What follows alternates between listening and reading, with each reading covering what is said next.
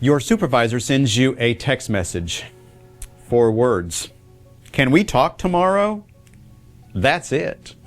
No subject, no context, just enough of a gap for your mind to become a screenwriter. So by dinner, you've been corrected, demoted, possibly fired. And you've played it out several times in your head how you'll explain it to people who don't even know there's a meeting. So the story turns on you. What did I do? I should have seen this coming. They finally realized I'm not good enough. But right now, you don't have bad news. You have missing information. That feeling is real. The story may not be. I'm going to give you 3 questions that keep one unanswered message from taking your whole night. No pretending everything's fine, and no beating yourself up while you wait.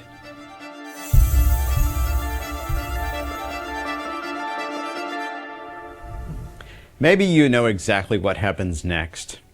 You open the message again. You study the punctuation.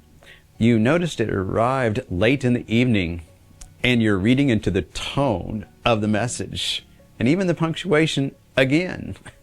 Then you search your memory. Was it the draft that I came up with? Was it the meeting in which I asked too many why questions? Or was it the questions I answered too quickly and didn't fulfill the need of the company? So within 10 minutes, you've reviewed every mistake you've made since orientation. You're not preparing for a meeting anymore. You're putting yourself on trial before you know the charge.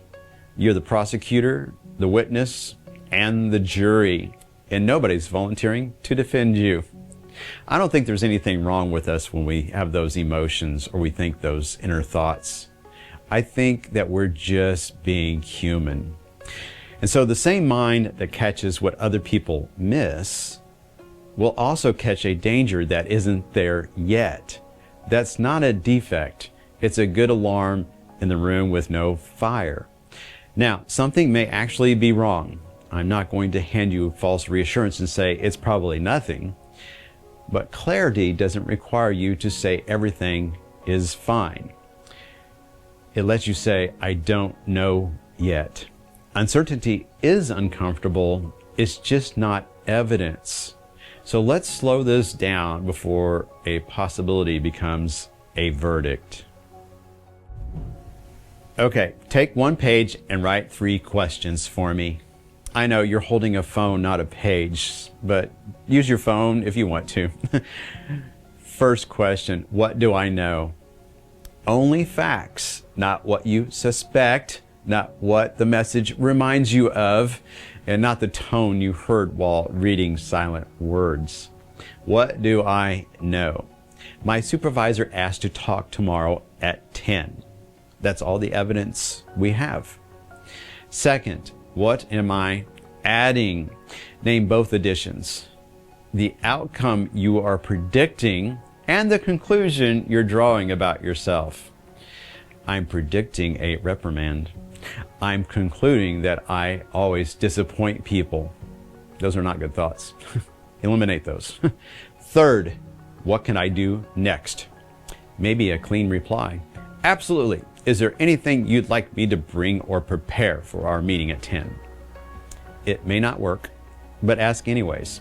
A question you asked isn't the same as a night you spend guessing. If a reply isn't right, pick one thing to prepare and put a limit on it. Review the current project for 15 minutes. Write down 2 questions, then stop. Don't spend tonight answering a question nobody asked you. These questions don't promise good news. They just put things back into proportion. What do I know? What am I adding? What can I do next? But there's a reason the story still feels true, even on paper. Researchers call this interpretation bias. When information is unclear, we tend to take the more threatening meaning, especially people who find not knowing hard to sit with. I'm not diagnosing you from one message. Here's the useful part. When information is missing, a vivid possibility starts to feel like evidence. The message leaves a gap. Your mind doesn't like a gap, so it fills it. But a story arriving fast isn't proof that it's true.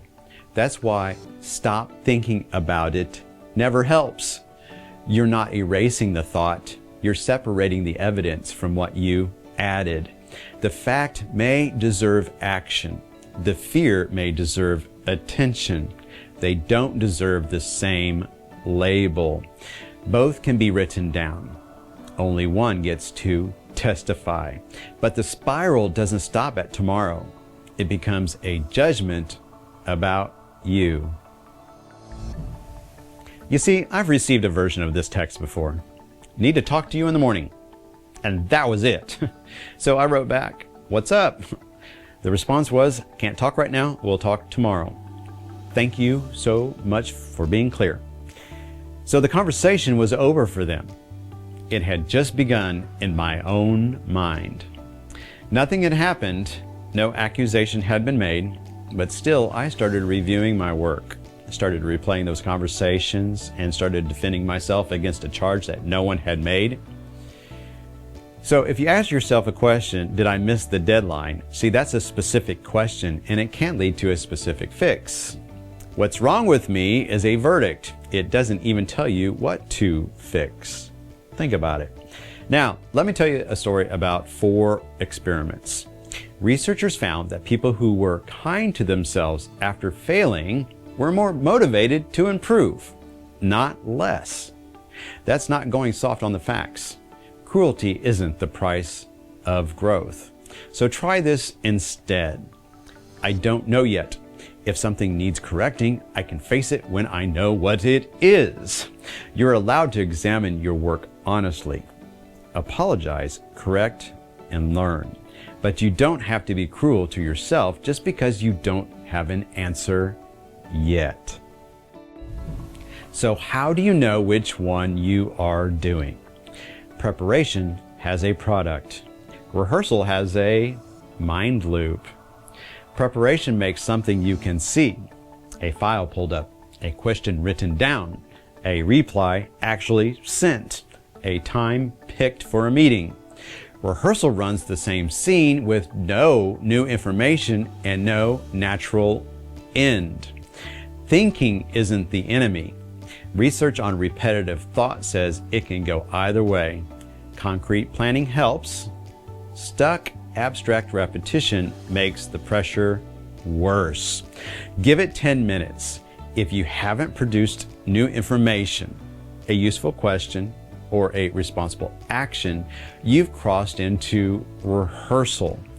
Now go back to the 3 questions, then stop at the edge of the next move. Waiting is responsible once you know when action becomes possible. Don't turn waiting into unpaid self-interrogation. But what if you already know something went wrong? So let's say the report used last month's number and the file has already gone out. What do you know? The wrong number is in the report and the client already received it. So what am I adding? We'll lose the account. My career is over. I can't be trusted. What can I do next? Check how far it went. Tell the right person. Prepare the corrected page. Explain the impact without hiding it or making it bigger than what it really is. But own the mistake without adding a diagnosis about who you are. I made a mistake, maybe a fact. I am a mistake is a sentence pressure written out, and don't go there. There may be a consequence. I can't promise otherwise. But panicking early doesn't pay the future bill. It only charges you interest tonight. Responsible people don't need less truth. They need truth clean enough to act on. So face what is yours. Don't carry what nobody knows yet. That's clarity under pressure, not comfort at any cost. Responsibility at the right time. And if you lead people, there's another side to this. So let's go back to the text. Can we talk tomorrow? Takes you 3 seconds to send it to someone and costs somebody else 3 hours to carry. When you can safely add context, please do so. Something like this. Can we talk at 10 about the Wilson proposal? I'd like your thoughts on the timeline. So if the concern is serious, don't offer reassurance you can't keep. Just offer the context that you can. Like, for example, I need to talk about a concern in the draft tomorrow. You don't need to prepare tonight. We'll go through the specifics at 10. Some conversations need discretion, but vagueness should be necessary, never casual. Being clear isn't coddling people. It protects their attention, their dignity, and their trust. Don't make someone carry a night like that, just to prove they can take it. One question for the comments before we go back to the phone. What message ruined your night? 4 words is plenty. Mine's down there. Now let's go back to the phone. So the message hasn't changed. Your supervisor still wants to talk tomorrow. You may have sent them a clean reply and heard nothing back. We've all been there. Being steady doesn't mean you are comfortable. Confidence under pressure isn't knowing what will happen. It's just trusting yourself to meet the truth when it arrives. You can hear correction without collapsing into condemnation. You can get bad news without delivering it to yourself 12 hours early. You can learn without making self-punishment your teacher. You don't need a guarantee that everything will be fine. You just need to stop inventing one. If it's the whole workday following you home, not one message, that's the episode I send you next. And next time, you ask the reasonable question, and the room treats it like resistance. So for tonight, don't hold a trial without evidence.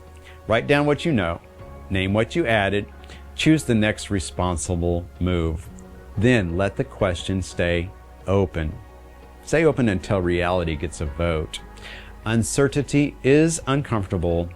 It's not a verdict. And you don't have to punish yourself while you wait for the truth.